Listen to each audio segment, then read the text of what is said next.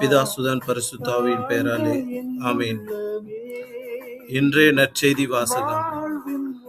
அழிந்து போகும் உணவுக்காக அல்ல, நிலைவாழ்வு தரும் அழியாத உணவுக்காகவே உழையுங்கள். யோவான் எழுதிய தூய நற்செய்தியிலிருந்து வாசகம். இயேசு 5000 பேருக்கு உணவு அளித்த பின் சீடர்கள் புறப்பட்ட கரையிலேயே மறுநாளும் மக்கள் கூட்டமாய் நின்று கொண்டிருந்தார்கள். முந்தின நாள் ஒரு படகை தவிர வேறு படகு எதுவும் அங்கு இல்லை என்பதையும், அதில் இயேசுவின் சீடர்கள் மட்டும் போனார்களே அன்றி இயேசு அவர்களோடு அப்படகில் ஏறவில்லை என்பதையும் அவர்கள் கண்கூடாக பார்த்திருந்தார்கள். அப்போது ஆண்டவர் கடவுளுக்கு நன்றி செலுத்தி கொடுத்த உணவை மக்கள் உண்ட இடத்திற்கு அருகில் திபேரியாவிலிருந்து படகுகள் வந்து சேர்ந்தன. இயேசுவும் அவருடைய சீடரும் அங்கு இல்லை என்பதை கண்ட மக்கள் கூட்டமாய் அப்படகுகளில் ஏறி இயேசுவை தேடி கப்பர்நாகுமுக்கு சென்றனர்.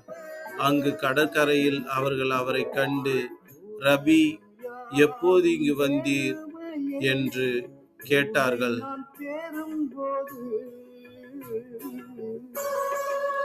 இயேசு மறுமொழியாக, நீங்கள் அருமடையாளங்களை கண்டதால் அல்ல, மாறாக அப்பங்களை வயிறார உண்டதால் தான் என்னை தேடுகிறீர்கள் என உறுதியாக உங்களுக்கு சொல்கிறேன்.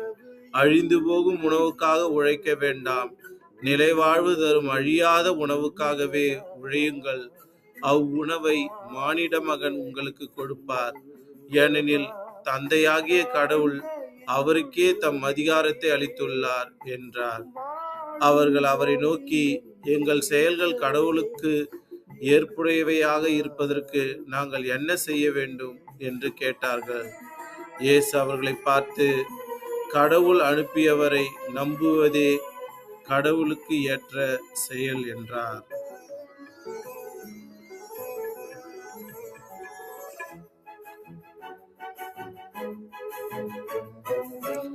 இது ஆண்டவரின் அருள்வாக்கு. கிறிஸ்துவே உமக்கு புகழ். Praise the Lord.